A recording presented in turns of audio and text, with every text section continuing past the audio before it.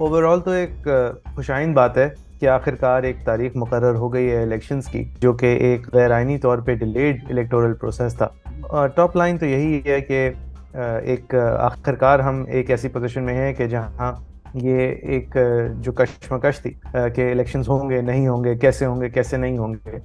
اس debate کو تو اب روک دیا گیا ہے الیکشن کمیشن کی طرف سے بھی اور ان تمام لوگوں کی طرف سے جو کہ اس تاخیر کے اندر ایک بہت کلیدی کردار ادا کرتے آئے تھے۔ لیکن میں منتظر ہوں اور میں پر امید ہوں کہ ہمارا سپریم کورٹ جو ہے وہ اس بات کو یہیں تک نہیں چھوڑے گا، بلکہ اس بات کی آئیڈینٹیفیکیشن کرے گا کہ الیکشن کمیشن کی طرف سے جو تاخیر تھی اور یہ جو سینسس مردم شماری کے حوالے سے حلقہ بندیوں کی کے جو عذر کے بیسس پہ اور اس سے پہلے پیسے نہ ہونے کے عذر پہ جو بائی الیکشنز کے اندر مراحل ہم نے دیکھے تھے تاخیر کے، ان سب کے اوپر سپریم کورٹ جو ہے میں سمجھتا ہوں کہ بہت ضروری ہے کہ اس کو ایڈریس کیا جائے اور اس کی تہہ تک پہنچا جائے کہ یہ تاخیر آخر کار ممکن ہوئی کیسے۔ اور میرے خیال میں جو مکالمہ ہوا ہے بینچ کا اور وکلاء کا،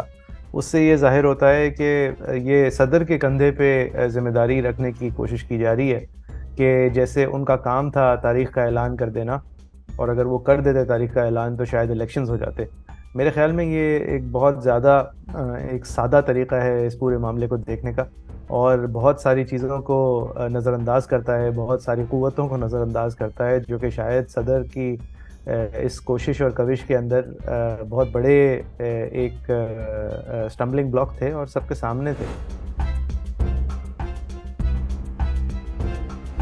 جی میرے خیال میں بالکل ضروری ہے، اور یہ میں اسی لیے کہہ رہا ہوں، میں پوری امید ہوں کہ جب ڈیٹیلڈ آرڈر آئے گا سپریم کورٹ کا تو وہ اس بات کو ایڈریس کرے گا کہ الیکشن کمیشن قطعاً قانون کے راستے پہ نہیں تھی جب وہ حرکتیں کر رہی تھی جو کہ ہم نے دیکھی تھی کہ پہلے،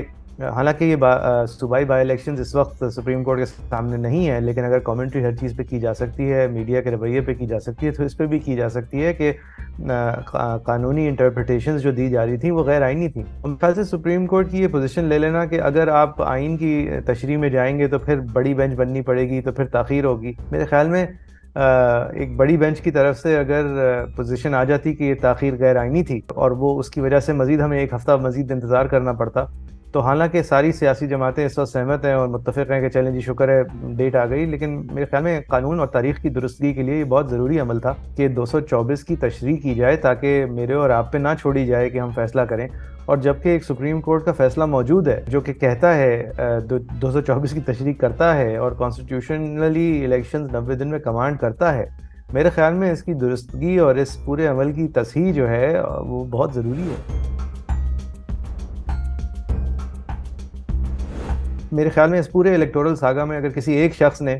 اپنے سیاسی مقاصد کی وجہ سے شاید، لیکن کسی ایک شخص نے اگر اپنی آئینی کردار اور آئین کے دائرے کے اندر رہنے کی تلقین کی ہے تو وہ صدر پاکستان تھے، جس وجہ سے تھے ظاہر ہے وہ ان کی سیاسی وابستگیاں تھیں، لیکن اس بیسس پہ ان کو ان کے پرانے گناہ یاد دلا دینا، میرے خیال میں اس وقت تو کٹہرے میں سکندر سلطان راجہ کی الیکشن کمیشن، سابق حکومت اور ان کے لا